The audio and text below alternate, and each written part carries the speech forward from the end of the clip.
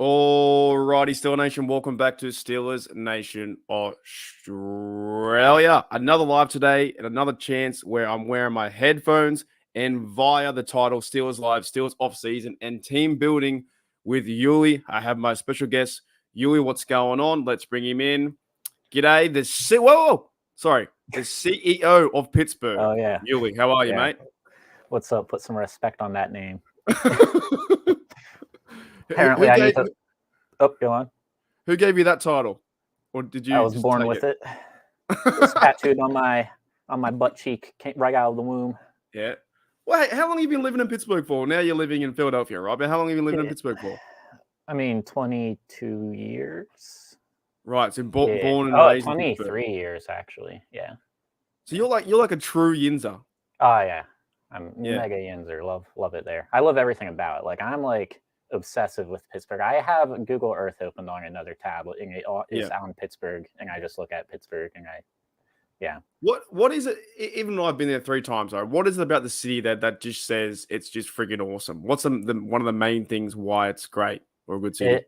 I think it has a good culture that so many big cities lose. I think as you scale your city too big, you kind of lose. Your culture becomes being an asshole. And in Pittsburgh, I don't know if I'm allowed to swear, but in Pittsburgh, you did now. This is now. Now I'm just gonna strike, mate. But in Pittsburgh, there's like a community feel to it. Like you still get that small town community feel with your neighbors. Like my neighbors would just go and feed stray cats, and then one day I was feeding stray cats, and they're like, "Oh, you feed the cats too?" And it's like, yeah, it's like chill. Do you think it'd be different if there was no like sport there? Like there was no baseball? Oh yeah, definitely. I feel like hockey, Steelers. I feel like Pittsburgh sports was very much like the heartbeat of the city. Like without the sports, it would be a lot more downtrodden. I feel like I really would you guys as a family growing up, would you go into downtown or around this on the weekend and stuff like that? So my family usually didn't care to ever leave their house, like go downtown too much. But we would for special occasions, like if it was like my grandpa's birthday, you go to a nice restaurant downtown. But I always loved going down to the city anytime I could. Like I was always, since I was like 5, obsessed about going down into Pittsburgh and seeing the city because I lived like 20 minutes outside of it for the first part of my life. Well, you're a big walker, right? Walking around the city, the buildings, all the churches, that kind of stuff. What's your favorite place to walk around in like the suburbs around Pittsburgh? Oakland has to be the best just because they have stone architecture, which nowadays everyone just builds a big glass skyscraper. And I just I love walking around the Pitt campus and going inside Pitt. Like they have the Cathedral of Learning. It's the second tallest educational building in the world. They have classrooms that are modeled after different countries. So like they'll have like a Polish classroom and it'll be modeled after, how a room in Poland would look. And they have a Chinese classroom and it's modeled after a room in China would look. And what about Australia? Can I get a room? I highly doubt Australia was one of the first 23 countries on the list. You know what? One of my room over there. How are you, mate? G'day, mate. You're terrible. Oh, dude. Jedel says something here. Jedel says definitely worlds different apart to LA. Pittsburgh is effing awesome. Other than getting sad, 46 looks when you smoke joints in public. Okay, well there you go. Yeah. But no, man, you go. I was gonna say what's funny is I come from like my dad's like an anti-Yinzer where he doesn't like partake in sports much and he just complains about Pittsburgh all the time and talks about how he doesn't like the city and wants to move somewhere else. And I'm like, I love it here. Well, no, it's built on, of course, the steel. What was the steel that was making like New York, right? What was it? The Industrial Revolution. All the steel came out of Pittsburgh. We produced, I think, like a quarter of the country's, the quarter of like the world steel at one point, and half the country's steel production at one point. Right, and you told me that the rivers and stuff like that would take it all the steel all around America. Yeah, and the rivers were so polluted because you need to cool the steel, so they would just stick that right in the river. I caught myself that time. Yeah, they would just stick it right in the river, and it caused a bunch of pollution problems. But besides that, steel industry was great. You can't swim in those rivers, can you? I can't pronounce them. Monongahela? No, Monongahela? I can't pronounce it. the crap. Now you messed me up. The Mon- Monongahela. Monongahela. Yeah, you can't. There's no. If you swim in there, it's a bad time, right? Yeah, I Like, believe you're not supposed to swim in the rivers. I Mm. definitely have never swam in those rivers. There's lakes and stuff you can go, like Keystone Lake, if you do want water in Pittsburgh. But it's same as with me with the lakes near me. Like there's not enough fresh water going in there. If you swim in there, it's a bit how's it going, right? yeah. Daredevil says it's an upside down room, which is fantastic. Yeah, they have everything glued to the ceiling. So the kids, whenever they want to learn Australian, whenever they take the Australian language course, they have to climb up there and do a pull up into their desk. That'd be funny though, just to see that happen. And then two more comments, and we're going to start the show. We're going to talk about Steelers off-season team building. Oh, and one more thing too. But JJ52 says, Jada, what do you think about what Yuly thinks, or what about what Mark thinks? Well, I don't know. And then also JD says, JJ's sentence was brought to you by CTE ESPN. Okay, and g'day Rod, g'day Jeff, what's going on? Zach Wilson, Hey, I don't know about that. I got 70 inches. What? I was 70 what? What? I was addressing Rod.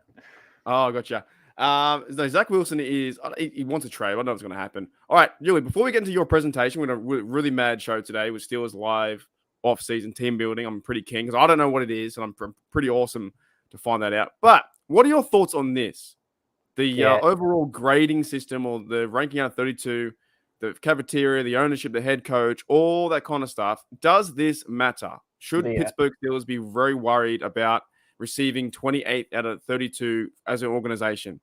The only thing I do care about on that list is treatment of families, really, because like the families, you probably should just like dish out, like they should write a blank check to like daycare for kids and whatnot, or even like hell, put them through like private school, pay that, like just be good to their families, because like for one, that person is going to want to stay on your team more likely if you're putting his kid through like amazing private school for free, and two, like I understand about like they don't need nice locker rooms and whatnot. Like if you don't want to be having like an arcade in the locker room, like that doesn't help them win football games. But treating their families right, that could probably help. That's all though. Like everything else, I think is a useless grade. Yeah, I think a lot of it is, like you said, they should be, daycare would be a huge thing for families. They apparently haven't got that. They're one of 4 teams that doesn't have, and you don't really ever think about that. So the Steelers families, they want them to support them, but they don't have anything in place to look after the kids while playing the game, stuff like that. I did read that like the Bengals one doesn't have like the cafeteria open 24/7, and on off days it's closed. So obviously there's things that are like business that these guys have to deal with. I don't really take too much into it though. I know Steelers Twitter's going crazy about that. Rooney is one of the worst, bosses in the world, all this kind of stuff. But you brought up a good point in the green room. We're talking that isn't the Chiefs the worst rated owner? Yeah, the Chiefs owner is apparently the worst rated owner in the league. So, I mean, if we want to win Super Bowls, apparently we're not doing bad enough. We need to farther mess up the facilities. And he's the worst one out of 32 rated from the players, and they've won 2 Super Bowls like that. So I say take it how it is with some of these ratings. Coach Tomlin got like rated A, but we kind of know that he's a player's coach. Facility wise, you know what? Some of them I'd be a bit annoyed because I think it's like what is it? Nutritionist and dietitian gets a D.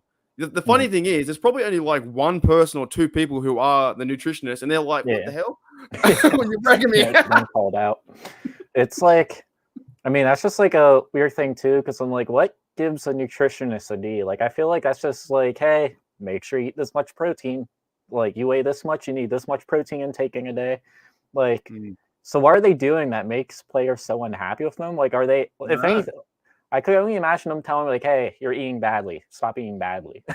And then some players are probably don't know like that. Exactly. Yeah, exactly what the and even also because he's ranking too, what were the questions asked in certain things in certain criteria to get the grades? This thing just kind of came. It was there last year, the NFLPA. I'm actually surprised the NFLPA released these grades. So shouldn't the NFLPA be holding the grades with the players, and it should be like an internal thing, or should it be external? Well, I think it's because it puts pressure on the teams. Like, because like think about today where it's like Rooney got an F and now everyone's talking about Rooney, and it's like So it's to try to basically shame the owners into offering more things. Which, to be fair, like with the Bengals and the food thing that you brought up, it's like, yeah, like if I was an owner, I would probably offer like food all the time for free, just because you want like your players to have the best access to food, and you want them to like fuel their bodies. So even if that only helps out 0.001%, I do think that is like that should be something that all teams offer.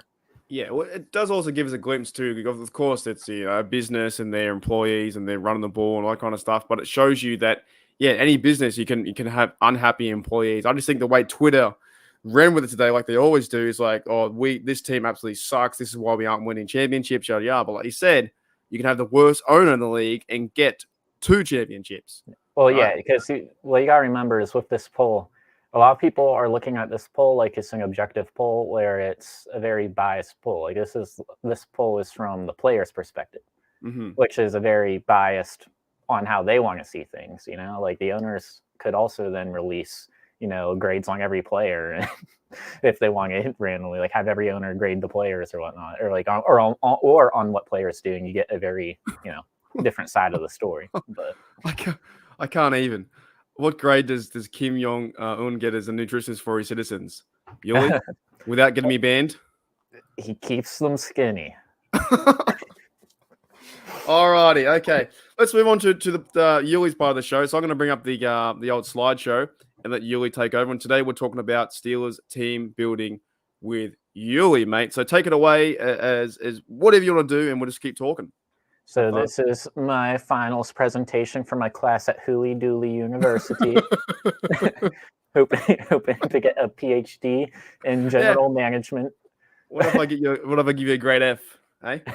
Yep. So I'm just going to go over some of the various off-season routes that we can go through as a team.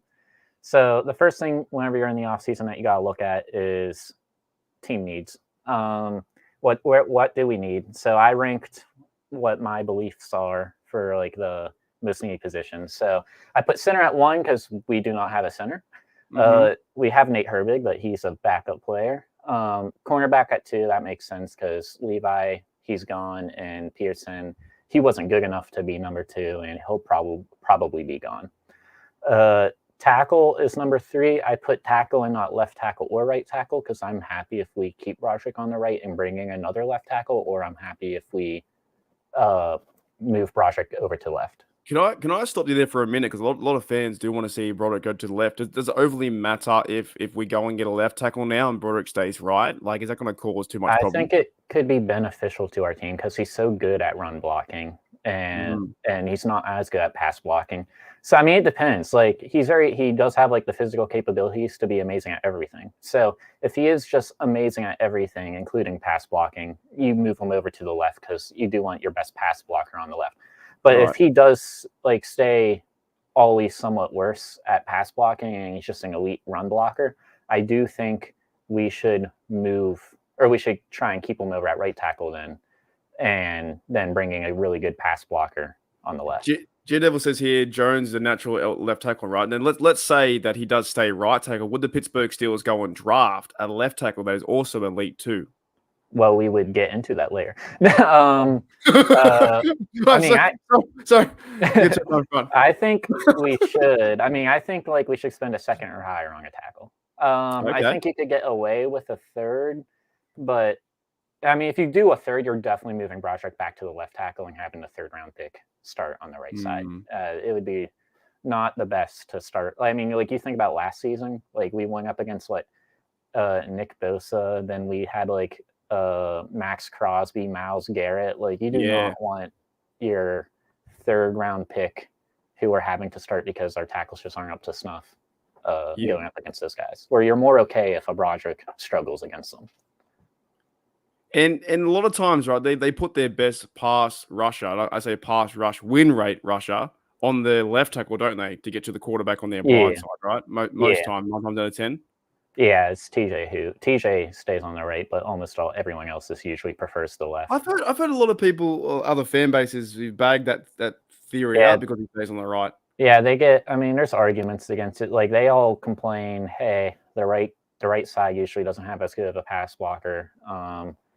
like all the best pass blockers usually end up becoming left tackles because you get more money. And I'm like, yeah, but also the quarterback sees you running at him. Like it's a different type. Like so, there's advantages and disadvantages. Like everything, there's pros and cons. Definitely. What's your fourth one? Is the Oh, linebackers? I completely forgot about that. Yeah, so fourth one is inside linebacker because I mean, I like Holcomb and Roberts, but of course we will need to get better and we should get some young talent in there. But it's not a like need. So the pressing needs is center, cornerback, tackle. Like we can't go into next season not addressing those, but we could get away with pushing off inside linebacker or any of these ones farther down one more year. Like it's not like we're not going to like melt down if we do have to start Holcomb and Roberts again, because getting that many like getting all those injuries that we did get on the inside is unlikely. Defensive tackles, the fifth need because Cam's aging. I mean, technically he could get cut from the team this year if they don't work something out. Obviously that probably won't happen, but I mean, if that happens, then defensive tackle moves up to like, I mean, that would move up higher than cornerback probably. Like If Cam gets cut. Yeah, because then it's like, well, wait, we have Keanu Benton. I reckon that'd be crazy to think that does happen because he just won the Walter Payton Man of the Year, and he's talking about he's really pissed off now that he's got a lot of slack for his injury. I think he's here for like maybe 1 or 2 more years. Yeah, I think it's 1. I mean, he might be able to argue himself into 2 by getting his contract down this year through a restructuring of adding another year on, but I don't think the Steelers organization wants to do that, and I don't think they should. I think next year is like fine with Cam. I think 2 years you're really pushing it. You're probably going to be paying for a play, like way overpaying Cam for a year where he's not going to be good. That's what Roger said too. He's very expensive. So you think this should be Cameron Hayward's last year in the black and gold? Yeah, I think this is crazy. His sunset season. Let's hope so. And then wide receiver, that's number 6. It's very similar to defensive tackle. We got 1 more year of Deontay, and then he'll be a free agent. So we need to get ready to replace that. It's slower than defensive tackle, and I do think by a little bit of a margin because the differences in their positions. Where defensive tackles, they typically need more time. You can't just like draft a defensive tackle and have them be amazing. Like Keanu Benton did do that this year, but that is very much out of the normal, like out of the ordinary. Whereas wide receivers, you see it all the time. You know, you draft a wide receiver, he's just good right away. They're much easier to develop. They're like proven starters usually. You can even get them some of them undrafted as well. You know. Yeah. Like they're starting. I feel like they're starting to turn into running backs. It like where they're starting to get devalued because we had that crazy year like it was like 2-3 years ago where Tyreek Hill got traded and all the like wide receiver contracts swung up like 15 million in a year, and I was like, at this point, don't pay wide receivers, just keep drafting them. They're too easy to find. And I think the market's finally cooling down and going to start paying. So you're kind of saying like when their contract runs out for 4 or 5 years, I guess it's going to be a big choice of Pickens too. But depending how much they cost, you can always go and replace them and put money in other areas. And obviously, there's ones you do pay. Like Justin Jefferson, you pay that man. Tyreek Hill, you pay him. Like those are special guys. Like Antonio Brown, in today's climate, you would still pay. So there, like if a guy's good enough, obviously in any position you pay him. Like safety is technically a devalued position, yet we still pay Minka, like because he's just one of those guys. But you're not like, but the problem is in wide receivers right now, it's like everyone's getting paid. And it's like, well, the second guy, the third guy, why are we paying them? Like, I think it's much easier just to draft in the third draft. Well, it's like with the Bengals have a bit of a problem too, because they just gave the franchise tag and they got the Tyler Boyd. He's a free agent. They also got Jamar Chase that they're paying. With their team building, it's like they got 2 options. The flashy option is you keep T. Higgins and you go for it all this year. The smart option is you trade him for draft capital and you try to draft his replacement because it's just, you're getting returns on him. Like there is a player, 1 year of a player is not worth that much. Like in my opinion, like if a player's not going to be there next year, why aren't you getting capital for him if you can? Like if you can get high end capital. You mean with these franchise tags? You're saying they're not going to give him a contract after that? No, they can't re-sign him. They are either going to keep him and go for it all in a Super Bowl this year, which is the flashy dumb decision, or they'll trade him to another team, which is the smart decision, and get returns for someone who wouldn't be on your team anyways. And then, like you said, go and get receivers for someone Yeah, else, right? and then you just draft a receiver or something like in the second and the first. I mean, you could draft a receiver in the second, draft a receiver in the fourth, maybe pick one up in undrafted free agent, and then see which one helps replace some of that production. G-Devil says bring back Claypool to the Steelers, but maybe Claypool goes to the Bengals. Help Yeah, them out. yeah, I would approve That'd be so funny to see that happen. Also, Thomas says here, need to cut Robinson. What do you think about that idea with Robinson in your team needs at receiver? Oh yeah, no, he's gone. I was my brain wasn't working because I was just thinking of Mark Robinson. So I was so confused. I was like, what do you mean there's cheaper people than I'm like there is a conversation to be had on, I mean, Mark may or may not make the team. It depends on who we bring in. But I was like, what do you mean so much cheaper? But yeah, no, I forgot. Robinson's gone. You think they're getting paid too much? They'll go and find another receiver in the Oh draft? yeah, no. I said he was gone. And I probably said it on a video somewhere, like in the off season, like last year. So they're paying him $10 million for a season, right? So you cut him and you go and get a veteran receiver for what? $15 million. Yeah, he's making Deontay money. Okay, so you go and cut him, and then you free up the space, and then what do? You well, we'll get into that. You sign another person. That's an option. Oh. So then safety is my next position of need.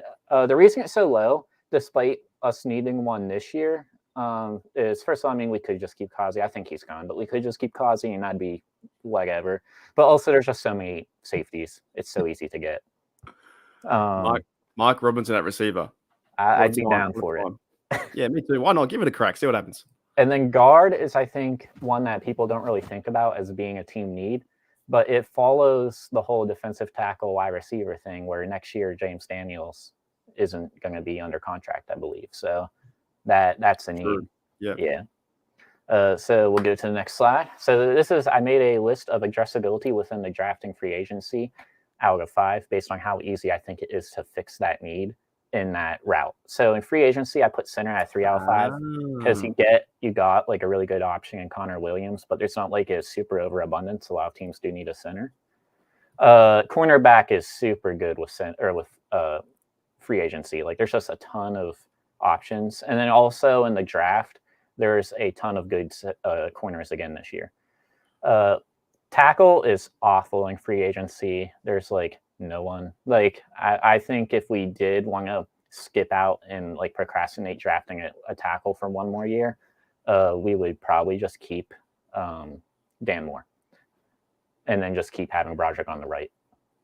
I think that's a possibility that they might. I'm not completely against it. If it comes to like getting Jackson Powers Johnson in the first over a tackle, I'm pro that. And then in this, I always want the tackle right now drafted in the second because I'm just too in love with Jackson Powers Johnson, which I'm perfectly fine if they do. But if they decide like they want Chris Jenkins in the second, like some defensive tackle, I would be completely fine with that too. I think it's more optimal to go for a tackle, but they're all valid options. Like I'm not going to be pissed off about. Wide receiver free agency. Why did I put that? Oh, I guess because T. Higgins got tagged, so there's really only Michael Pittman, and he's probably going to get re-signed because they want Anthony Richardson to have his receiver. So I just don't think there's too much options in wide receivers. Also, I am just pro not signing wide receivers. I've already said that earlier. I think they're too easy to find. So, if we bring in a wide receiver 3, I think that's good free agency. I just don't want us bringing in like someone to replace Deontay in free agency because I'm like, you're kind of like a big money guy, like a big like the only problem with why bring you just keep Deontay at that point. Safety, I put a 4 out of 5 because it's so easy. Like we could sign Terrell Edmonds to like $2 million, be super happy. Guard, I put a 2 out of 5.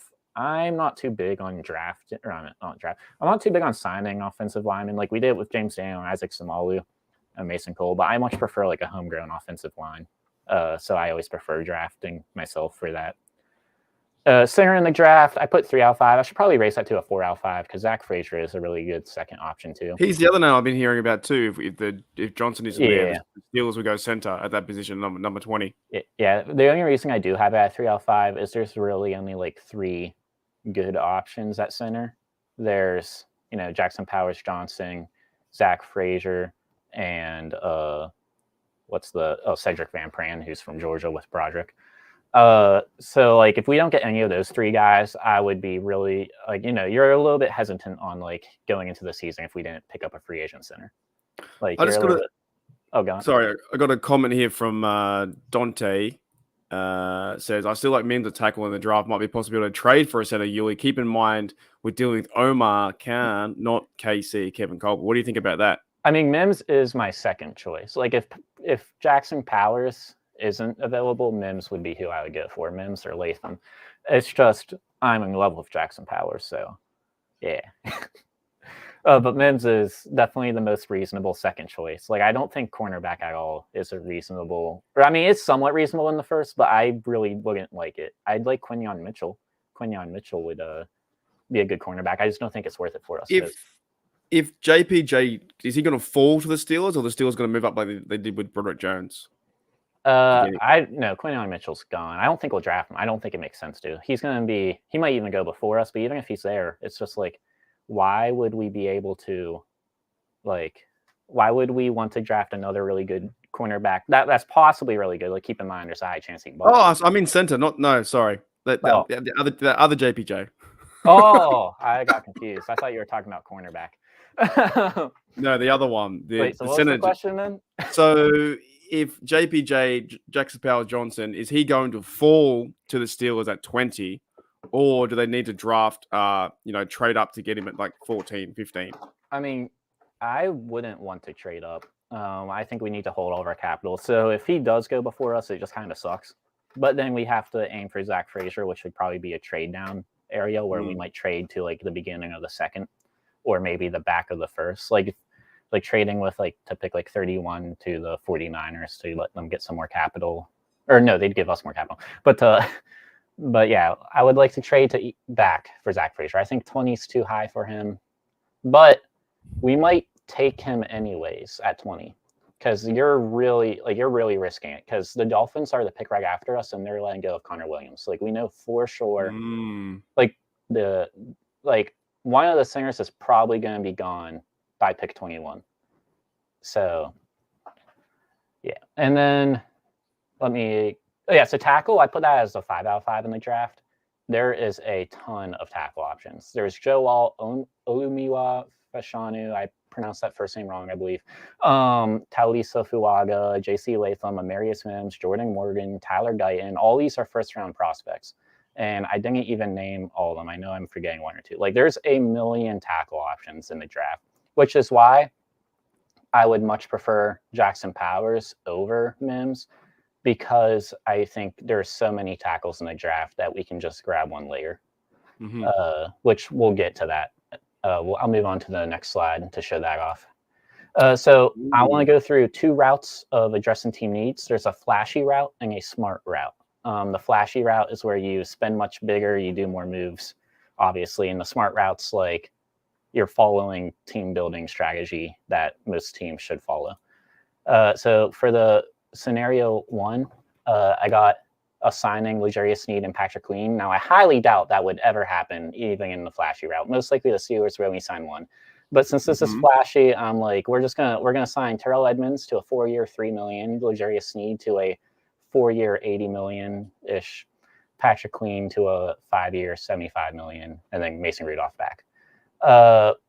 This changes how we'll draft now, because we've addressed it we no longer need cornerback at all. Yes. You have Joey Porter Jr. You no longer need middle linebacker. You have Patrick Queen now. You no longer need safety. So all those get wiped off the board at that point. You're drafting a bunch of different positions before you're ever drafting a cornerback at that point. So for this scenario, there's now a new draft prioritization. There's center. Why'd I put 5's there? I don't know what I'm doing there. For center, 5 out of 5? Yeah, I don't know. Maybe that's how much we need it. I think I put that as a rating for how much. I made this a few days ago. All right. So the center now is we need a center. If we did not pick one in free agency, we have Nate Herbig. We're gonna have to address that no matter what. Tackle is we do need a tackle for next year, but we could rock with Dan Moore. So it's a 3 out of 5. Like, we're not going to fall apart if we don't have a tackle. We would probably fall apart to some extent, if we just don't do anything at center. Defensive tackle and wide receiver, obviously 2 out of 5, because we're good for this year. It's just next year where we're starting. And also, it's always better to grab that guy now, because if he's in the rotation, it helps this year still. So that's a 2 out of 5. And guard's 1 out of 5, because you're not going to be rotating a guard in. You can just address that later. But that's our top 5 needs at this point. I got a question for you. With this notable free agents, right? Yeah. Now, if you got all those players, it would be absolutely crazy. Snead, cornerback, Queen, great dude. What is one person you think the Steelers would actually go and? Oh, I guess it's Mason Rudolph, right? Probably I mean, it probably goes in reverse order. And then I'd probably say Edmonds, and I'd probably say Queen, and then I'd probably say Snead. So it's just reverse order of what I listed. Right. Okay. Yeah. They're going to try and work it with Rudolph. Edmonds, if they want to come back, there's no bad blood, which I don't think there is. Then he would be a safety next to Minka. Get a corner. That secondary would almost be not unstoppable, but a lot better than last year. Mm-hmm. And then also the reason Snead's the least likely to be signed is I believe the Chiefs said they're open to franchise tagging and trading him, which will obviously change it. The thing is, they're still having to deal with Chris Jones' contract too, so they may not be able to franchise tag him depending on how those negotiations go with. But we have to, we have to just wait and see. We can't predict the future, so. Well, that's what J-Dub was saying. The exciting part is not knowing what can and what it will do. And I agree. This is what's fun. Yeah. So on the next slide, I got some mocks that we could do. So this one mock is like a little thing that I did, but obviously you can do, and you can pick and change this to your customization. Because obviously, if we do that previous scenario, we don't need to take Jackson Powers Johnson. Still, we could get someone in a second. But yeah, so in my mock, on this scenario, I did round 1, Jackson Powers Johnson, get your insane center. Round 2, do Kieran Amagaji. Now your offensive line is re-shored up with Isaac Samalu, Kieran Amagaji, James Daniels, Broderick Jones. That's in Jackson Powers Johnson. That'd be an insane offensive line, I think. The next person is Braden Fisk. I don't know how to pronounce his last name, honestly. Fisk. Yeah, no idea. But yeah, I think round 3 to 4 is a really nice spot for getting a defensive tackle. There's some good options there, like Brandon Dorless, Braden Fisk, Michael Hall Jr. So there's lots of options for us to address it later on, which is why I think we should double up on the offensive line. Round 4, I just did Malik Washington. Again, this is just going, we're just addressing this. We're addressing the needs, center, tackle, defensive tackle, wide receiver. So, And then round 4 to 7, best player available. Do whatever you want. It's not too important. And so forgot about that. That's for a different project. Go back. What is that? That's a different project. Is that a Steeler peeing on a Patriot? Maybe. Oh my goodness. Yeah, so then that gives us our new roster, and I bolded and underlined players who would be starting again. So this is what our team could look like next year in a flashy scenario. You'd have, and I think that's a pretty crazy team. You think about that defense. Yeah. TJ Watt, Terrell Edmonds, L'Jarius Sneed, Minka Fitzpatrick, Alex Highsmith, Keanu Benton. That's just a wild defense. And then our offense looks great. I feel great about our offense with that offensive line. I'm just looking at that and I'm happy. Well, where am I? I like what Rod said here too. Khan is going to make both sides stronger. Yeah, I'm with that too. Yeah, dead set. Those are those are areas where I like to draft it and I like to make it strong. Though I'm much more into bringing in free agent defensive tackles than I am into bringing in free agent offensive line. So scenario 2 will be smart. So this is much more boring, where I didn't even insert in any free agent players. It's just because these are just guys. We're just trying to get guys. Because the smart way isn't spend all of your money, Yeah. So we don't need an insane CB2. We want an insane CB2, but it's not a necessity. We could bring in someone for $6 million a year and draft a guy in the 5th. You're saying someone good enough, like better than what Wallace was, just good enough. Someone who will compete with Trice, and whichever one's better, they're number 2. And we'll probably feel like our defense would probably still be insane because as long as Joey Porter Jr. is locked down on his guy, but number 2, with our pass rush, just needs to be good enough. We don't need to be spending $20 million a year on it realistically. Mid-tier inside linebacker, because again, our inside linebackers last year, up until they all died. Injuries, man. Yeah, we were happy. We were like, this feels good. We are like, we don't need an inside linebacker. Quan was making plays. Holcomb making big plays. It felt physical. It felt fun. Then it all went to pieces. Yeah, and people will be like, well, we need another inside linebacker in case of injury. But I'm like, well, you're not going to sign. Like the Ravens, they don't, if Roquan Smith and Patrick Queen went down, they didn't have 5 more people. They had Trenton Simpson as a backup to replace Patrick Queen this year. But let's say it was like us, where Quan, Roberts, and Holcomb, all died. So Patrick Queen and Roquan Smith and Trenton Simpson go down for the Ravens. They're also going to be like, we're dying, but they're not going to be saying they need another inside linebacker because it's ridiculous to think you're not going to be signing 5 people to $5-10 million a year contracts in case 4 of them get hurt. So it just doesn't make sense to I'm perfect. The smart thing with inside linebacker is just roll with who we have and draft someone and bring in a mid-tier. I think it's better for us to bring into a mid-tier free agent than it is to draft, because with middle linebacker they just take a while to get going and they're a devalued position. So think about Ravens and Patrick Queen. That's a perfect example.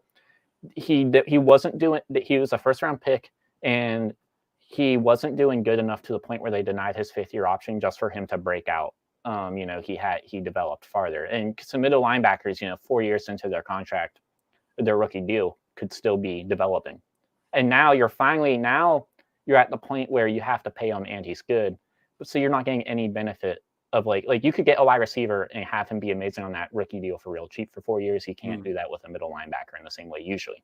Obviously with Ryan Shazier, there's certain, outliers, but the Steelers are going to go with Holcomb, right? Because he's on a 3-year contract. He'll bounce. Yeah. I mean, I think they'll bring Holcomb and Roberts back. Yeah, so I think we just want. That's why we don't really need to go after Patrick Queen. It's need a big player. They just need, sign another mid-tier guy for $4 million. I reckon Robinson would start to turn himself into a Steeler. I know he was a Patriot with the Super Bowl and stuff like that on teams, but he's played pretty physical last year and he was a fan favorite. Yeah, he was fun to watch, hitting them now, hard. One of the things that remains the same in this scenario is Terrell Edmonds. It just makes way too much sense. We just need also Dante's talking about punter in the draft. Yeah, I mean, I did this before what's it called, Matt Rise got picked up. I would prefer him, but I'm hoping that we just sign the Chiefs dude. The Chiefs punter, wasn't he? He was good. Yeah, he was good. It was good last year, and also in the Super Bowl, he was hitting 60-yarders. He actually had a great advantage. The Chiefs took a misplay there because yes, Matt might just be bombing. Matt could be the greatest punter of all time, bombing 80-yard punts all the time. But there's uncertainty there, and you're such a good team. Why? And you have such a good guy already. Why take that uncertainty? For the Steelers, it makes sense. It makes sense. Take the uncertainty because you did not have a guy there. Harden was just too inconsistent. But for the Chiefs, I'm like, you're taking a guy who's proven and shown it in the NFL for a guy who could be better, but he's not shown it. So I think it was someone said to me it might have been the contract for Townsend for the Chiefs is too much money. I don't know. Yeah, I don't know. I haven't looked into that too much, but yeah, that's probably it. I guess that'd make sense then. And I also said mid-tier center because in my ideal scenario, I just say screw even signing a center. Let's save that money because I know I'm going to get my guy in the draft. But it's just stupid as a team for you to do that. That's what I would do. But as a team, the Steelers do this good every year too. Think about last year. We had a ton of holes on the team. And then by the time we got to the draft, we're like, man, we are happy if we go into next year already. We don't need to draft a position. We want to draft a tackle. But by the time the draft came, we said, we're okay, if we don't draft a tackle and we do, how I said earlier, I'm fine if we do one more year of Dan Moore. It's not optimal, but we could. It's an option. But the Steelers are usually good. So these Steelers are usually good at making sure we'll always have an option in every position. So that way they don't, because they don't want to be desperate in the draft. They know that creates, bad decision making. Like think about the Jets last year. Like the Jets, we took their guy, and then they just were like, we don't know what to do, and they just drafted Will McDonald. Like, not to say Will won't be like they freaked out, right? Yeah, we traded up on a player. Like, not to say like he could, turn out to be amazing, but they did objectively reach where they probably could have like waited. The cornerback. Was it the cornerback? No. Will McDonald was an edge rusher, I believe. Oh, that's right. Yeah, okay. So in this scenario, the reworked draft prioritization. I don't know why I put must grab for the tackle after just saying that. I'm fine with Dan Moore. I'm fine with Dan Moore, so it's not a must grab. I give it a 4 out of 5 on a need, but not a 5 out of 5. But the reworked draft prioritization in the smart scenario would be tackle, center, cornerback, defensive tackle, wide receiver, inside linebacker. The cornerback could change drastically still. If we sign a mid-tier guy, 3 years, $15 million, it drops a lot because we have this guy for 3 years. But if we sign a guy for 1 year, $5 million, it's at number 3 because, well, next year we're going to be without a cornerback again. So it's still a priority then. And then defensive tackle, wide receiver, those are always just going to be your next 2 because those are very important positions where in 1 year we will need to replace someone. I think I did this out of order. Hang on.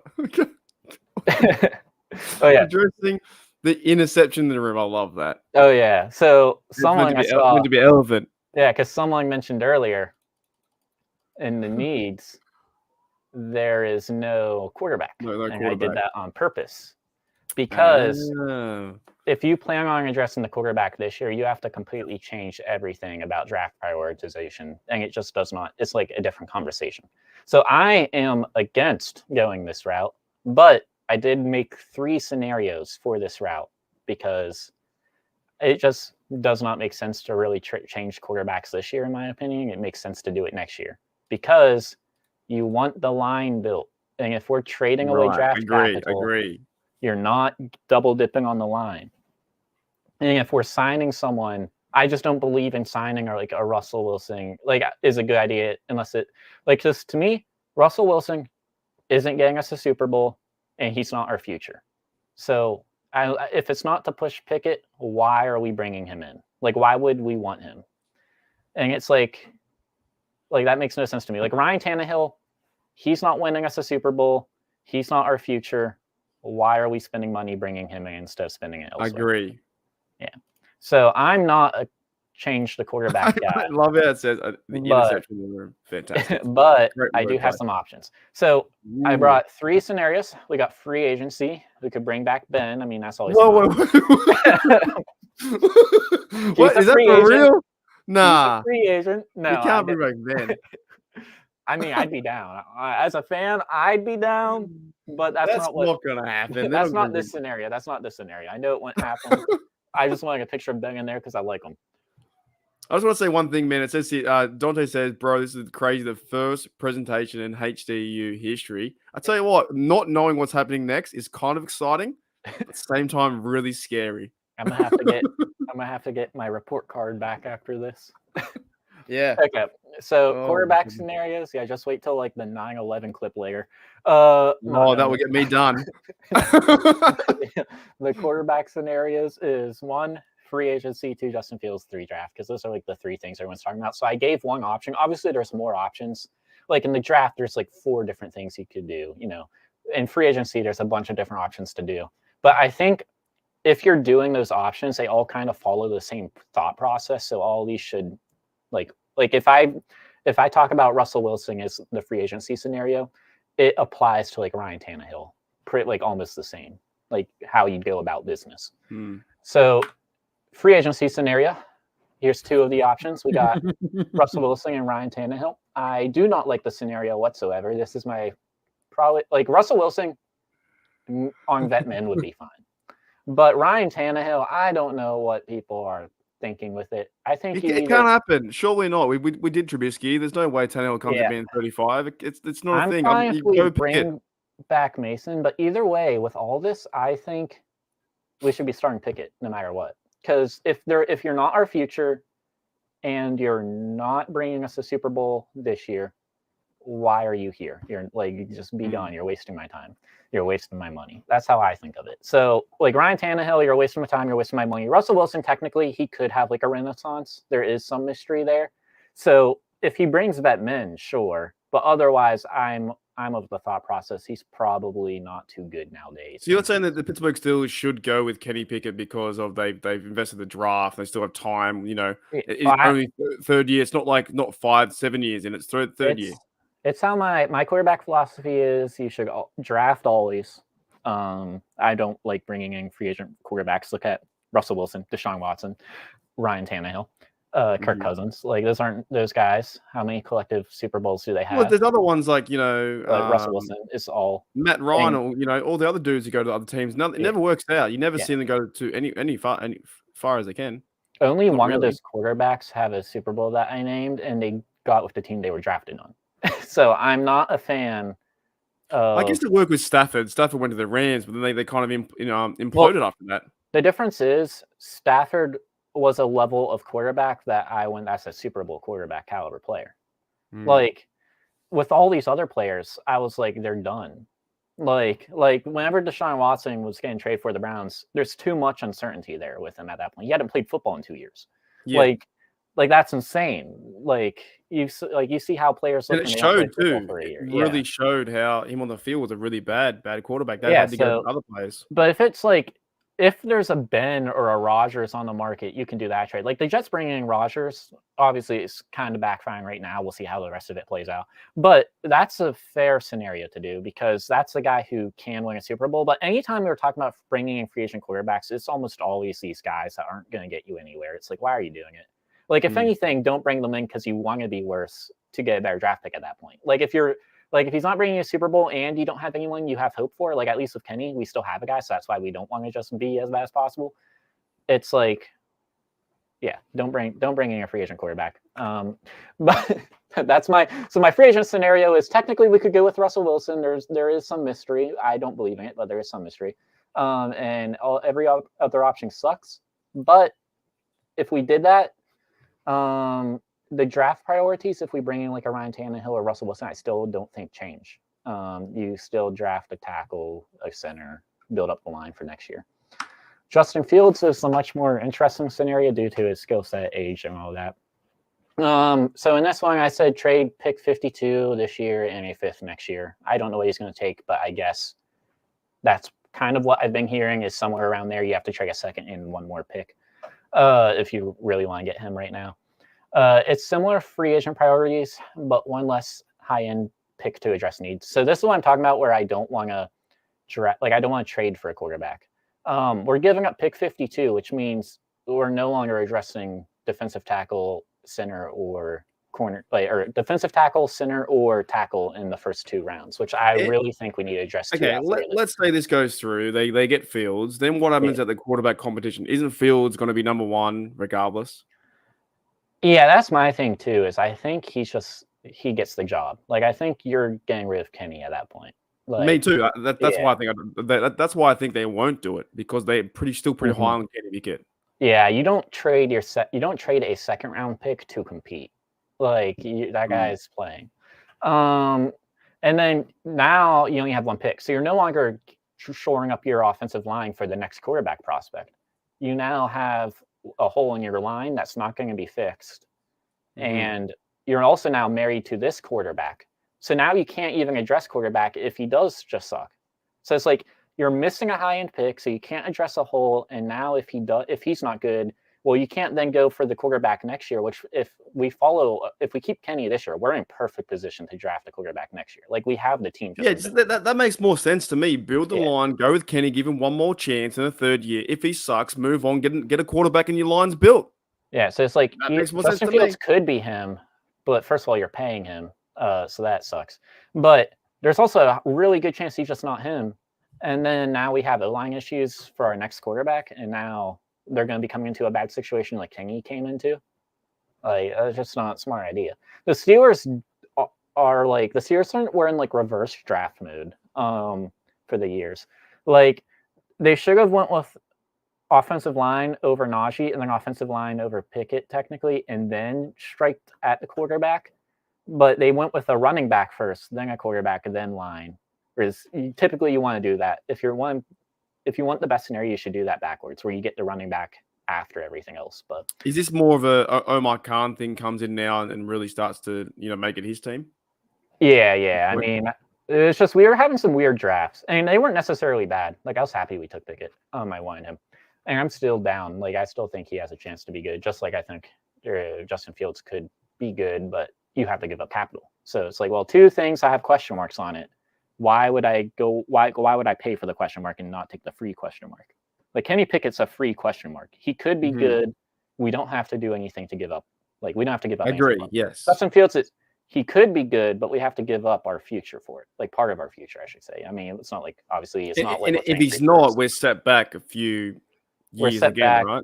We're set back like a position. Like we're just gonna have every year. There's probably gonna be some position that's like, man, we're one position away from being a really solid team, but we can't draft that. We can't pay for that this year.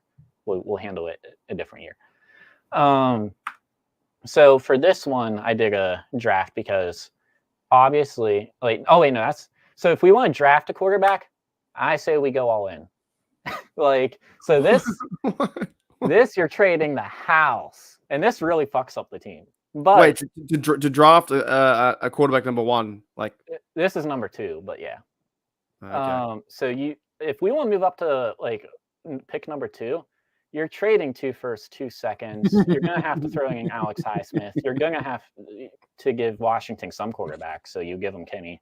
And now your draft priorities goes quarterback, O-line, edge, cornerback, wide receiver, defensive tackle. This is like gambling. Like this is like you're a gambling addict. Like think about because you're really set back now. Like if the guy's not it, you're a bad football team. I actually prefer this scenario over free agency though. Some teams do this kind of things and then it all turns to absolute crap. Well, yeah, you either end up the Texans where you're in the playoffs right away and have a bright future, or you end up the Panthers. To be fair, we have way more talent than the Panthers. Like when the Panthers traded up, I was like, I can name one player on their team. Like, who are they going to? Like, how? Like, if they take a quarterback, I'm like, who's he going to throw to? I can name one player. And yeah, you saw that in action. At least with us, we still have good players. Like if we did do this, our team would still be good. It's just we wouldn't be a drafting. We start to get holes later on. Like we wouldn't feel it this year. We'd feel this next year. So we'd still have.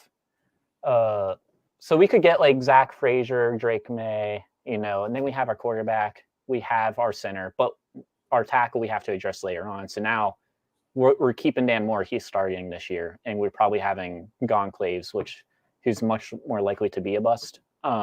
He'd be on the bench, and then we'll see next year how he would do. Let me see. Oh yeah, so I have my preferred scenarios listed. So obviously, number one's the most likely, and probably what they'll do will be a mixture of smart and flashy. They're probably going, they're going to bring in some guy and be like, "Ooh, like that's cool." But they're probably going to address every need. Like they're probably going to still bring in a center, even though for me, I'm like, screw it, go all in on the draft a guy, don't bring in a free agent. It just you don't want to do that. So my preferred scenarios is a mixture of smart and flashy, where we do bring in, one big name free agent. Then I think the second smartest thing is just play it slow, draft smart, stick with Kenny, don't give up any capital. And then next year, trade up to pick one. Like I do think we trade up. That's the other thing where I don't think this capital is so crazy, because I do think next year, I think if Kenny isn't it, you do trade up. Who's next year quarterbacks that stand out to you? Just some names. There's Shedeur Sanders, Quinn Ewers. Sanders worries me, especially because I could see Mike Tomlin taking him, because the bloodlines. So it makes sense, but it worries me because his dad, he's gonna wring the Steelers dry of all our money, all our cap space. His dad would constantly leverage baseball and football, threaten to. But that's prime time, right? Dion. Yeah. to get all the money. Like he would like there was like he'd be like, I want this much money a year, and they'd be like, we're not gonna pay. He goes, okay, I quit. I'm just gonna go play baseball.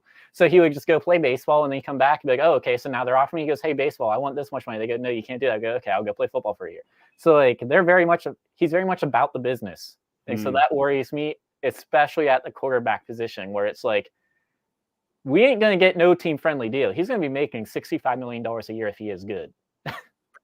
Right, because he's Deion Sanders' son.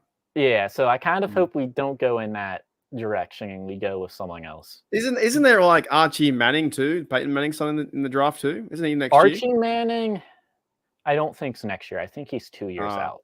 Maybe he is next year though. I mean, I'm not paying too much attention. Oh no. He's definitely not next year because Quinn Ewers is. Quinn Ewers, I think, is. Oh, sorry. We keep talking at the same time. Go on. Are we basing this off just the name of like that they're attached to their dads, or they're actually good players? No, I believe Sanders is a good player. He's not my kind of quarterback, and I'm worried about the money situation because I do think he could just take his talents to another team in free agency and try and get the most money. Like he might do a Kirk where we double franchise tag him and then he goes somewhere else for fully guaranteed, $60 million a year. So then my third preferred scenario is flashy, sign Snead, sign Queen. That just seems like a fun time. Build up the team. Interesting for sure. Yeah. My fourth preferred scenario is free agency if Mason Rudolph, Ryan Tannehill. Now, the reason I put Ryan Tannehill is if we get him on like vet men. Like they're like if you want to bring in someone for very little money, my cap is Mason Rudolph at $5 million a year to push Kenny. But I don't think any of these people are a future. So I do not want I'd rather draft than actually pay any of these guys significant money. Like I would rather trade up or do something crazy. Like trade up to pick 12 or something to get JJ McCarthy rather than pay someone rather than pay Mason $15 million a year. Like at that point, no, I'd rather draft. Justin Fields is the sixth least preferred because you're giving up that capital for a guy who you're already going to have to pay right away. And you don't know if he's good yet still, which is kind of concerning because it's his fourth year. And he turns the ball over a lot, which isn't the style we play with. We want that might screw us over in multiple games. I don't know. I don't want that. Russell Wilson, he's my least preferred scenario if he costs money. If we do get him on Vetman, it is a really good deal. Like take it because that's basically just a free agency situation, but you have a better person pushing Kenny. The only issue is he's kind of like a crazy personality, so there might be some reasons not to sign him. Like he seems a bit more about him than anyone else. So I don't know if we want to bring him in due to that. Even if he does sign Vetman and we're gonna have him compete with Kenny, he seems to have some sort of cancerous personality that I'm not sure we want to introduce into the Steelers locker room anymore. I'm kind of done with all the noise on that. Yes. Yeah. Ben, a lot of people didn't like Ben because he created some drama, but his drama was still always tame. It wasn't anything crazy. I've seen Wilson have a lot of meltdowns on the sideline. Yeah. Well, it's you just hear about I hear about Russell Wilson all the time on YouTube videos and whatnot. You never heard about Ben nonstop. It wasn't he'd say something, it'd be news for a few days, and it wasn't anything crazy, and then it was back to quiet. And first of all, you take that if the quarterback's good enough. But we're talking about putting up with crazier outbursts that dominate headlines for a guy who's nowhere near the player Ben was. So it's why? It's a fair point. Yeah. So this is my presentation. It's over. I didn't put anything at the end. So. Oh, that's it. That's it. We're done. Yeah. Woo! There you go. Have to give me a letter grade. I'll give you an A. I'll give you an A. I don't know. Maybe GPA. Come and get me, ladies. What's a GPA? What's that? A grade point average. Oh, how many? A is a 4. You get a 4. What, 4 out of 5? Is it? No, 4 out of 4. And A is a 4. Oh, so is that for universities? Yeah. If it's it's for high school, universities. Whatnot. Okay. If you want to keep your scholarship, you may need a 3.2 GPA. So you need to average 4 Bs, 1 A if you have 5 classes. So that's how they calculate it. All right, And if it's let's go. But you can in like high school, you can get like weighted grades that go above 4. So like an honors class might give you it might be weighted a 1.1, so you could get to like a 4.1 average, which is technically above all A's. But Dante says like, Michael to give you an A+, but you didn't include eucalyptus. Oh, true. I should have integrated eucalyptus. About it. Damn. Hey man, that was awesome, dude. That was absolutely fantastic. I got my West Taiwan poster in the background. That was so good, and you got your Steelers blanket too, right? Yep, Steelers blanket, Steelers hat. And look at that, Pickett. See, we have one believer in Pickett. Yeah, one believer. I don't know if you can see the audio on this, but oh, sorry. Show it again. Show it again. I didn't say. Let me try. There we go. K-Pitt. Pittsburgh. Cool, that's the big thing, though. I think the Steel fans are just giving up on the guy, and they want something else in. But the way you kind of sorted it out, it's if you move on from Kenny Pickett, it's going to be a lot more complicated than just getting a quarterback into the room, right? Yeah, next year is the year where we want to gamble. This year is not the year to gamble. And no, I mean, to build the line, right? Build the O-line, all that kind of stuff. Fans are very impatient, and it's very much like the stock market, where the average person or the average fan is going to make the wrong decision and be hyperbolic and emotional about it. And the people that win are the patient people who take their time and just let the market do its thing. And they strike when they see it. With Kenny Pickett, what if he comes out and has a good, two first weeks of the regular season and starts to play good football? Then is everyone quiet again? We're back on the Kenny train. Oh yeah, then everyone's going to be, there's going to be a few detractors. Like, I mean, like, it was like Ben. I remember I used to get into so many arguments in school with everyone about Ben. Keep in mind, he was in his 30s at this point. Like, he had won Super Bowls, and people are like, I just don't think he's a good quarterback. Like, so there's always going to be contrarians, but for the most part, it'll show. I don't know. I honestly, Yinzers are bad fans. But like, what I think, and I've been thinking the same thing for a while now is, team building. Go and get the offensive line, get some guys there, some big blokes there. Go and do all those kind of things. Play the smart route. You have Kenny for a third year. And we know he hasn't played the best football, like you said, the interception in the room. Yeah. Then why not build around that rather than go and risk everything to get a Wilson or to get, I know he's only lower money, or to get Fields, or you drafting a guy. Even your scenario by drafting all those dudes for Drake May, why not just build the team this year, get to the playoffs, have a chance, and see what happens? Yeah, and it's like, I mean, it just doesn't make sense.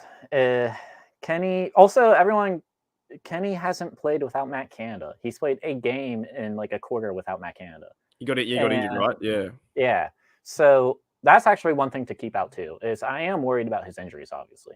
Kenny is getting injured too much. If he keeps getting injured like this. Three times, I think it's 3 or 4 times, right? Yeah. It's been 2 concussions. I think he's might have been injured 4 times because there's been 2 concussions, and I think there was shoulder and the leg. Yeah. So if he keeps getting injured, obviously that will cause problems, and that is a concern. I do not like, so in the draft, I believe if there is a high upside player, like if there's like a super hyped up player, but people are afraid of him because of injury, I think you should always draft him. Because draft players who are drafted bust like 50% of the time. It's a gambling thing. You're rescinding your ticket. So if you're getting a guy, think about if you're getting a first round talent in the third round, a first round talent, I believe, busts 40 to 50% of the time, and a third round talent busts like a lot higher, like 60, 70% of the time. So why not take that first round talent in the third with the injury concerns, he might miss a lot of playing time, but the time where he is there, he's good.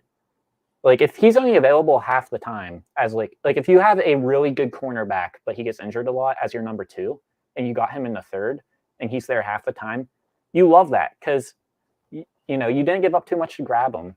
You have 2 lockdown corners when he is on the field half the time. And then when he's not on the field, you just, you run a solid James P or whatever, like someone to stick it together. And what about these purposes that Yins is going to run him out of town? Like, because they were so high on Kenny Pickett, and then 2 bad years or 2, average years.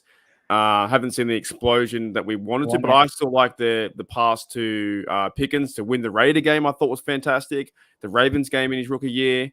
I thought there are some flashes, but like, is that not what the Yinzers and Steel fans are like? Oh, he sucks. He's terrible. Right? You know what I mean? Yeah. So, I mean, that's why Terry Bradshaw still doesn't really like Pittsburgh. If you think about it, like keep in mind, like that's one of my things is I don't like Terry Bradshaw as much because he doesn't like Pittsburgh, but the reason as much, but he doesn't like Pittsburgh as much because of the fans, which I mean I do recognize we're terrible fans. Like he got crapped on for like 4 or 5 years, and then finally, sorry, I saw Jackson Powers Johnson. Yuly is it? Oh yeah, Jackson Powers Johnson is my Christian Gonzalez. Also, I was right about Christian though. He got hurt, but he was the front runner for D-Roy until then. He's the Patriot, right? Yeah. He was a lockdown corner also. To be fair though, I much prefer Broderick and Joey Porter Jr. over Gonzalez. I was just freaking out because I didn't think Porter was going to fall to pick 32. Thank you, Washington. They took Emmanuel Forbes instead, who he's been awful. So is he a cornerback? I don't know. Yeah, he was a cornerback. They were like 2 picks before us. They were like pick 15. Okay. And Emmanuel Forbes wasn't expected to go at all, like in the first. Yeah. So it was so random because I remember that story coming out like a few days before the draft. They were like, yeah, Washington's obsessed with Emmanuel Forbes. And I'm like, why? I'm for it. Definitely take him, but why? I reckon if they might have started JPJ early, he could have been contention for rookie depoy of the year. Definitely. You know, he could have been up there for sure. Yeah, he was. I mean, he was amazing. Yeah, that was the entire thing. He was amazing, but he didn't play the entire year. If he played the entire year, he would have been in contention with Jalen Carter or Devin Witherspoon. I mean, the corners last year, that was amazing. Think about it. It went the top 3 corners was Christian Gonzalez, Devin Witherspoon, and Joey Porter Jr., and all 3 of them hit. That's very rare. Washington, that makes Washington's mess up so much more funny. Like, every single one of the top corner prospects hit, and they drafted in a position to take a top corner prospect, and they still took a corner, but they just chose nah. So was he bad, Forbes, or just didn't get time to play, or was it injuries for him too? He was bad, and he could develop into a good player. To be fair, obviously, I mean it's only been a year. It's like Kenny, only been a year, so there's still more time. But he did not play good by the end of the year. He was just laying up I forget what the passer rank he was laying up, but it might have been between like 90 to 110. Which he's playing in Washington though. They're not the best franchise over the last 20 years.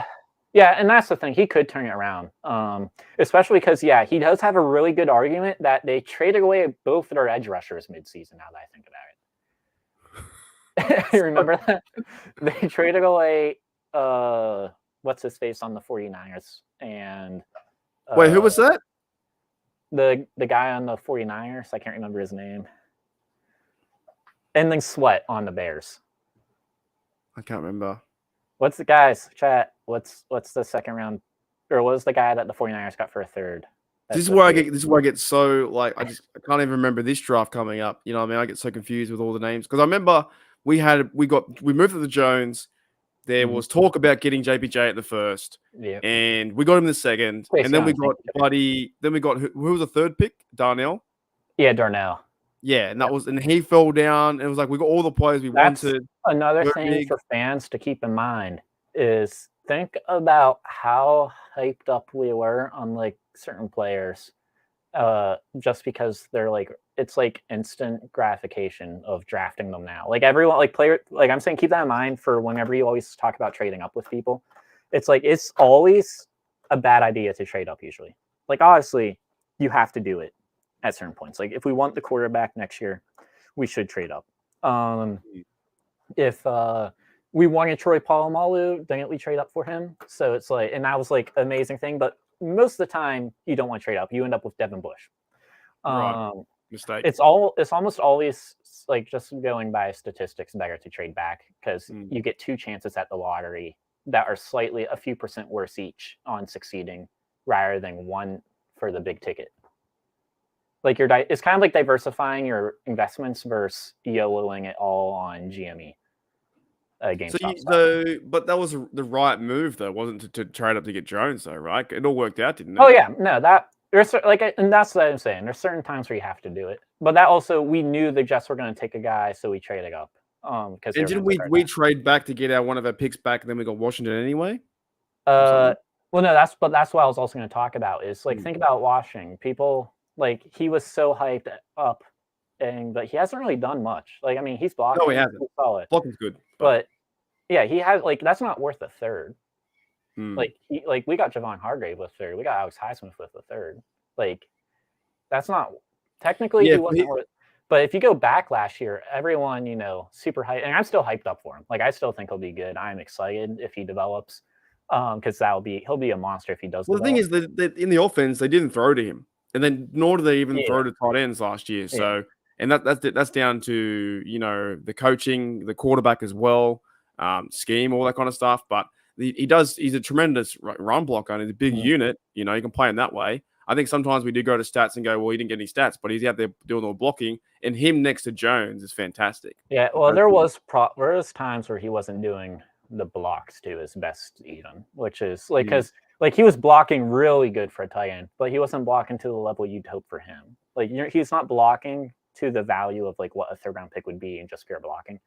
What I'm saying with that is keep in mind, like everyone, that like now that we have the draft this year, we're like, oh, I want to trade up for this guy. I want to trade and get this guy too. So I want to trade 2 picks for that guy. But in the end, it's like next year, you're also going to be like, I want to trade up for this guy. You can't trade up every year. It's not smart to do it. It's best to just stick and pick. So you think this year they just played it as even as they can? And there's difference between smart trading up and trading up for out of desperation. You should never there's smart trading up, which is you give up only a 4th for Broderick, and you get that back by trading back down later in the 3rd. Like that was insane value. That's a smart trade up. We gave up a 4th for a first round player to move up to get the first round player we wanted, and then we trade down later in the 3rd to get back that capital. Like we didn't lose anything, and we still got an insane value pick at pick 93 with Darnell. What's up? If Jaden Daniels falls Yuly, I want him. I would take him at pick 20. Yeah, he's too good of a deal at pick 20. I just don't want him at 3.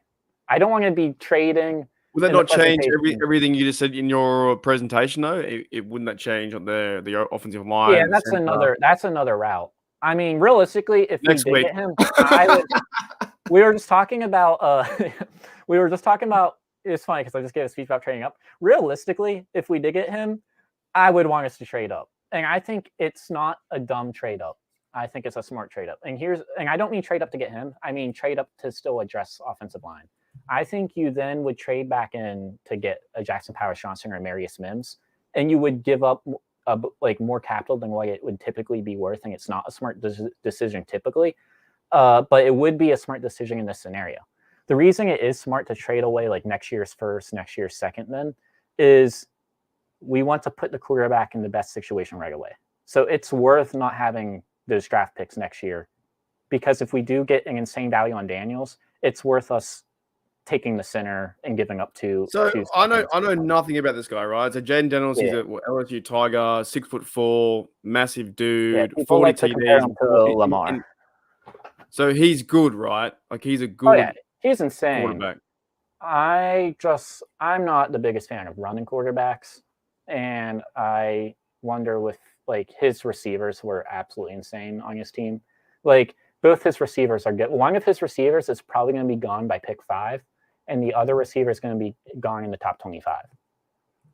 Think about that. Like Caleb Williams, he had Jordan Addison from last year, but this year I think the highest one of his receivers is going to go is in the 3rd round. So where does this bloke where does he go in the draft now? What's his Daniels is probably gone at 3.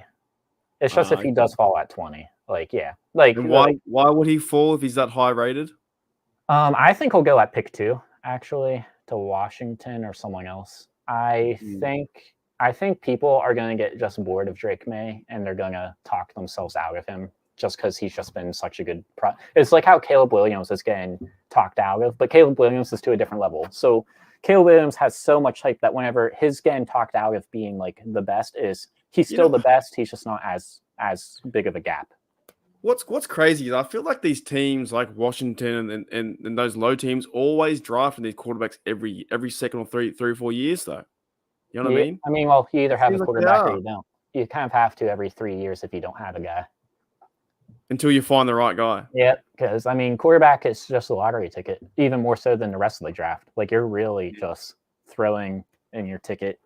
Who knows who will be good? So the Bears are going for another one, but they went for Fields before. Washington, who's their quarterback now? Sam Howell. Can you right?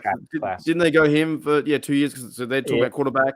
The Patriots went by Mac Jones. So in that scenario, right? Are they just doing what you said not to do? Like go and get this flashy idea from a few years ago? No and yes. They're following. They gave Sam Howell 2 years. I mean, I would prefer a third, technically a few, but they drafted him so late it doesn't matter. They drafted him in the 5th. Like you weren't if you're drafting a guy in the 5th, you don't actually believe he's going to be your franchise guy. In which case, you don't care what situation you throw him into. You don't care if you throw him away.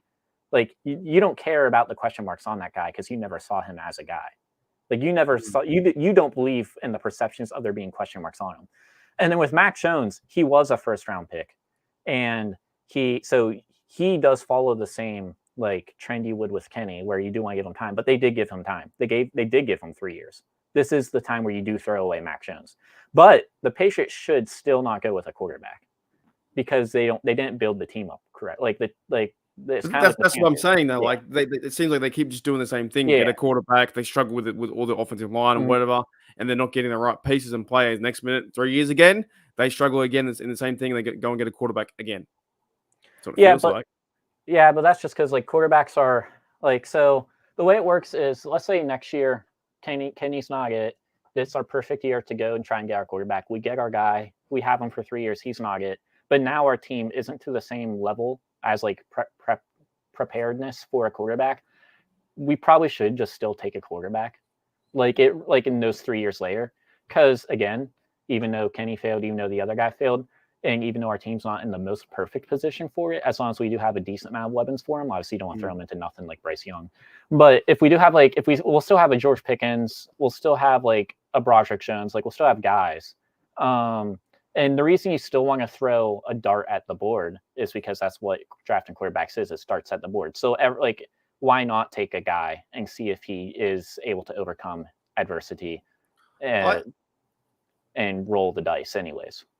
I dead set rather see though, like Young, he was a shorter quarterback, right? 5'9" or whatever. I want to see a quarterback 6'4", 5, over the line. Aren't like half the quarterbacks 6'4"? Yeah, but he's the smaller one. I wouldn't want to see him as a franchise quarterback. I thought you meant like since his height was kind of unprecedented, you wanted to see some unprecedented height in the other way. But I thought you thought that 6'4" was like a big for a quarterback, and I was like, isn't that like? Yeah, but they're always around that. Yeah, they're always around that size, right? 6'3", 6'4", see over the line. Demand with the ball, good. But he's got to break out of the pocket like Murray to throw the ball. Mm-hmm. Yeah, no, I want another Ben.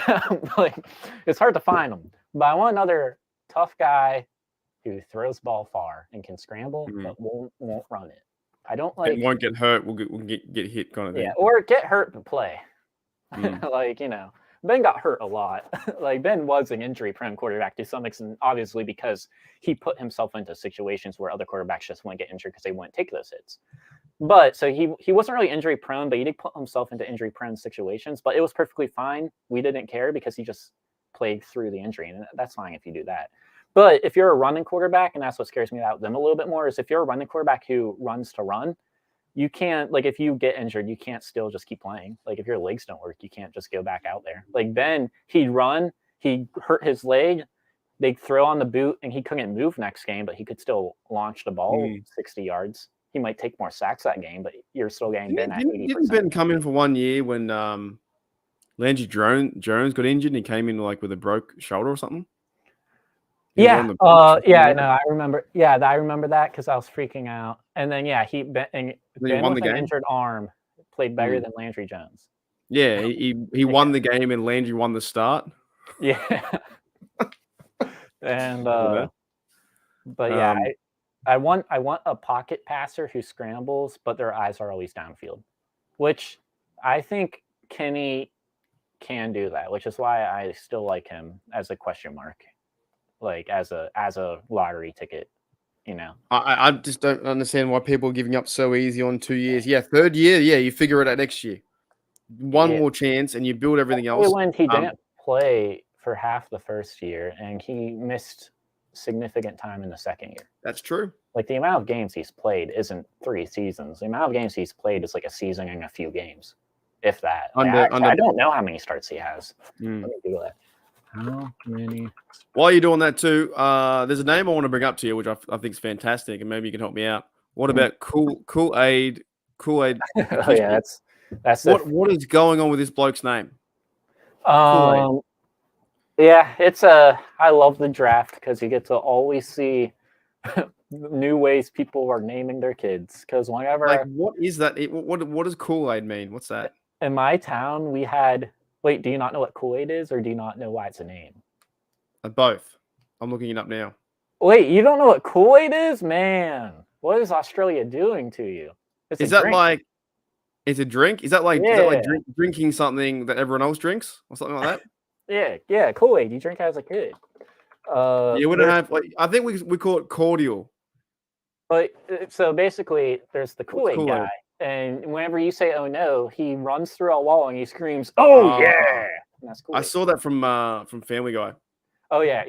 So that's Kool-Aid. Oh yeah, so that's like we call that cordial. So we don't call it Kool-Aid. Like we're being cordial with each other. How do we do it? We're being polite.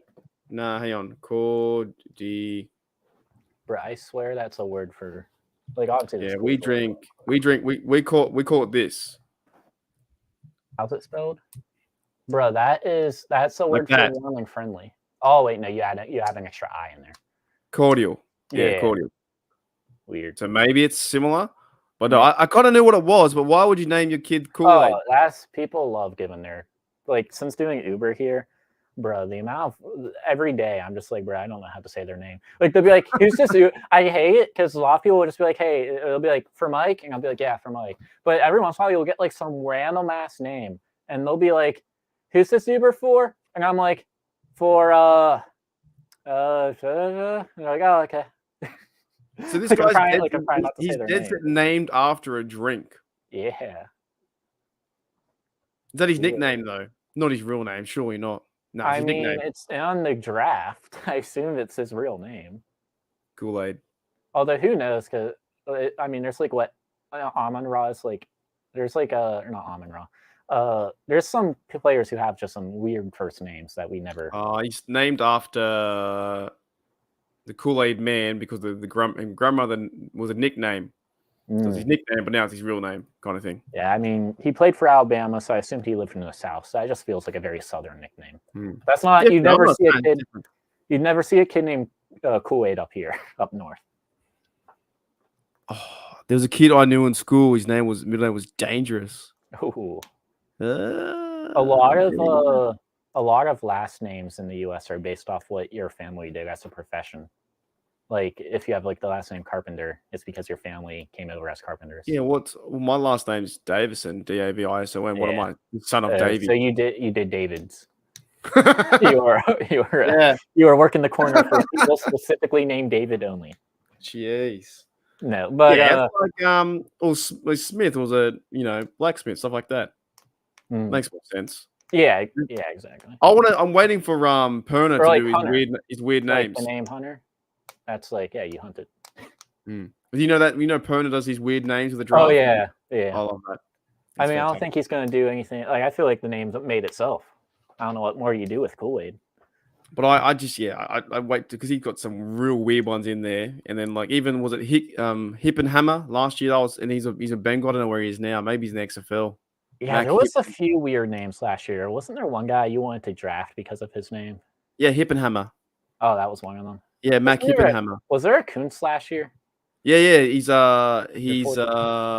plays for the Jets, tight end. Zach Okay. Kuntz. Is he related in any? Nah, I don't think so. Okay. Nah, so No future Steeler tight end then. nah, he was a tight end. Also, because Christian Kuntz, he played middle linebacker at one stage, and then he went to the Dallas Renegades. Yeah. He came to the Steelers to be long snapper. So he has played Dude, with I feel like long snapper is such a fun job. Like, imagine that getting paid coin just to snap the ball 25 yards. It's like you just gotta focus on throwing the ball perfectly. Like you got one skill, focus on that really hard, but then like you get to chill the rest of the time. Well, even imagine him, because he talks about too in some of the Steelers videos. Like, what does he do for the rest of the 8 hours? Everyone's doing like defensive schemes, offensive schemes. He dead set just got to snap the ball in the right place, the right time. Once you have that job, they're not gonna like randomly be bringing in competition. Usually, like they did last year, but that's very rare. Like usually, it's like like you're not fighting with anyone. Like you don't have a competitor. You just gotta make sure you focus on your skill, and it's a skill that many people can replicate to a point where no one's ever failing usually in the league. Like it's very rare there's a long snapper. Maybe that's why he's a bit of a joker and a bit of a fun personality, because I think it would be hard being a long snapper, because what do you really your role in the team is just to do one thing, whereas everyone else is like preparing for cornerbacks or receivers, or trying to lead defensive ideas. You know what I mean? I just kind of find it's just funny. I don't know. I'd just be happy making my $1 million a year. Yeah. Well, he's a free agent too. They got to sign him. He's one. Well, I mean, that's the other thing with long snapper. It's like you're going to sign him. Like he's not going to go somewhere else. He's not going to. You're not going to sign him for more than Bettman either. Like you're not worried about it. That's just a automatic re-sign. There's no such thing as a free agent long snapper in my mind. You're either bringing him back or he's retiring. Like that's just how that works. No one's going to outbid you. No one's no camp competition going to sign him for $3 million a year. Yeah. Dante says we'll go for the next 4 minutes. We'll do an hour and a half show. Dante says wanted to go to Cole's kicking camp. That's where the best specialists go. Yeah, go Pat McAfee banged my best friend's sister. Fun fact. Fun fact. Wait, your best friend's sister? When? Yeah, my best friend. Isn't he married? Oh no, this was Pat McAfee went to the neighboring town I grew up in. Your best friend, and she just Pat McAfee lived probably 5 minutes from me. So she just claims that she just walks around with a title on my. No, I've never met her. My friend has just told me that. Sometimes I'll be playing Pat McAfee, and he because he doesn't watch football. We go, oh, that's the guy that banged my sister. Okay. That is just so like odd. They dated in high school. So it wasn't like it was just a relationship in high school. I wonder if he read the C gap like Troy did. Was the same kind of thing. That's one of the most random things ever. It's like what is it like? Is it 6 degrees of separation where you know someone with someone? Yeah, you know what I mean? I'm what 2 degrees of separation away from Pat McAfee. Best friend. So really, next weekend you'll be on the Pat McAfee podcast, I think. Yeah. That's the connection. You've now got dirt on him, man. You can use that dirt to go on his show. I mean, I will say my best friend's family does not like him. I don't know him personally, so I won't judge it. They said that he was like kind of like a jerk of a kid and whatnot, but he's the entertainer. That's what he is now. He's a punter to an entertainer. He's in WWE. He's all over the shop. He's just a multi-million-dollar bloke doing good things out there. But that's something that I didn't know today, and now I do know. And I think we're coming towards the end of the show, Yuly. So any other like anything else you can now say someone his best friend's sister got banged by Pat McAfee. Wait. Yeah, I know someone. Yeah, you can tell that to your Steelers sister who banged Pat McAfee. Yeah, 4 degrees of separation there, right? And then someone who knows me goes, "Oh, I know Mark who does Steelers and knows Yuly, whose best friend's sister banged Pat McAfee." I lived with that family for like 2 years. It was pretty chill. There you go. Right. Any last final words, Yuly, for the audience? By the way, thank you as well for coming on the show, and thank you for their presentation. It was really good. I not knowing anything, I thought it was fantastic. I was like, Yeah, I spent what's going to happen next? I was in one of my not being able to sleep because I'm way too focused on something. So I just made a presentation and then I messaged you the next day and I was like, can I present that? It makes so much sense, though. It makes awesome sense. Rod. Yeah. Thank you, Rod, mate. Much appreciated as well for the $99. And now Rod knows us that knows. Yeah. Rod's donating money to a person who knows, to a person who knows me, whose best friend's sister banged Pat McAfee. I wonder what. Oh, you can't say it. Don't say her name. I don't know anything beyond that. Ah, okay. Why? Wait, are you saying I need to get inches? I don't know. I can report that back. I'll ask.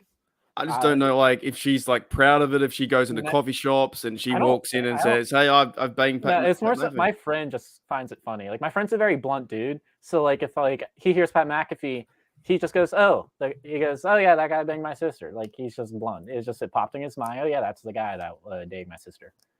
Yeah, well, Dante says here, I know Mark, who knows Yuly, who knows his best friends, who banged, who knows Pat McAfee, who knows Wiz Khalifa, who knows Snoop Dogg, who knows Mike Tomlin, who knows T-Joy, who knows Debo. That's like, I think we all. So that's really, a bit of a incestuous chain though, because like Pat McAfee already knows Tomlin, so you don't have to go through all the other chains. Like, you don't have to go to. Gotcha. Yeah. But whereas yours is like, I wouldn't know that sister, the sister at all. Yeah. Like, I don't know. I literally know nothing about her, like, at all. Like, I just know she banged she banged Pat McAfee. That's literally all I know about her. I never met her. Isn't that funny? She has a kid. Isn't that she bangs, and that yeah, like if I meet her, I'll probably be like, what's that song? You're the girl who banged Pat McAfee. I'm definitely banned now. What is that song? Ricky Martin. She bangs. Isn't that it? Yeah. And then was it more than once or twice, or was it? No, they dated in high school. Like, they dated. Yeah, they dated. That's what I'm saying. So I don't know.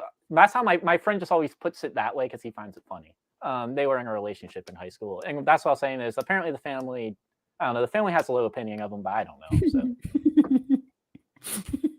when you meet, I've heard a lot about your love life. Well, since you're asking for more information, I'm now going to have to do some investigation work and investigative journalism, if you will. And I'll ask my friend if he knows how many inches Pat McAfee is, and that'll be something we can discuss next time. I don't really want to know that. You asked me what more information I could get. So I said for her name, not for how many inches. Yeah, you're like, do you know anything else? We're not talking about 3rd and 1 or 3rd and inches. You asked, do I know anything else about it? And I said no. Yeah, you know what my problem was? I shouldn't have asked. It's okay. The text is already out. I'll get back to you on that. But he's going to ask his sister. I'm hoping he will. I'm not sure he will, but I will ask him to ask his sister. I'll be like, bro, you gotta ask your sister how many inches of pipe was laid. And that's why she probably wears it as a badge of honor on her. I don't think she does. Again, that's just how he puts it. I don't think she goes around talking about that. She's probably a wife with kids now and like a full career. Like, I've never met her. Like, she's like. Do you think that she watches the show, Pat McAfee, and it reminds her of memories? I doubt it. From what I understand, since my best friend's family didn't really like him, I assume she doesn't really like him. You can not like someone, still love them. Maybe there's still love involved, you know. I don't know. I mean, I'm more focused on the inches part. We'll ask that. Yeah, that's right. I don't do inches here, bro. We don't do inches here. We're not even sure what that means. 19 centimeters. Thank you, Rod, mate. We're talking too much about Pat McAfee's Jackson Powers Johnson right now. You know what I'm saying? Oh, I want to know about McAfee's Powers Johnson. If you know what I'm saying. I'm sure I will find the information out shortly. Maybe not on a podcast, but maybe in some form. I'll save it for draft day. I'll join the show. And I won't like remind you of it. I'll just keep saying a number. I'll be like, what the hell is 6.2? And you'll be like, what? I'll be like, wait, is that someone's combine time? Someone's 40? Like, no, dude. No. Yeah, do that. Do it in the weird way. All right. Thank you, Rod. Thank you, Dante. Thank you, everyone. Pepper. Is Thank there you, a normal way man. to disclose someone's penis size? You said do it in a weird way, there's a normal route of disclosure. I don't really know, to be honest. I'm in the point of the podcast where I'm trying to close it, and I keep getting reminded about That's the Yuly special. Pat McAfee's. That's why you bring me on. I bring you on with I'm excited and then scared at the same time. You just never know what's going to happen if you're going to go down here to get like a what did you have last time in your car? You had the not the cigarette. Oh, that's a good idea, Dante. Yeah. I should build a diorama of the Schlonson. Build a diorama of the Powers Johnson, if you will. The Jackson Powers Johnson's diorama. Yeah. Well, Pat McAfee's Powers Johnson. Pepper says lots of visual effects. Oh yeah. It'll have realistic squirting action. In 3D. Yeah, no. All right, then. Yeah, see ya. Okay, everyone, we're cutting it there. Hour and a half. Thank you, everyone. Thank you, Yuly, mate. You're champion. And are you gonna have a separate video on Pat Mac's dong? No, I would not be clipping that last bit because I would probably say that a lot of people will probably give up about an hour in, and then nobody's going to see it anyway. So it's kind of like dead air to a certain degree. But if they do make it here, make sure you sub. It could be good YouTube Shorts material. I'm not doing that. Get on TikTok. I think I'll get banned, to be honest. All right, we'll see you guys later. Hooroo. Yep, see ya.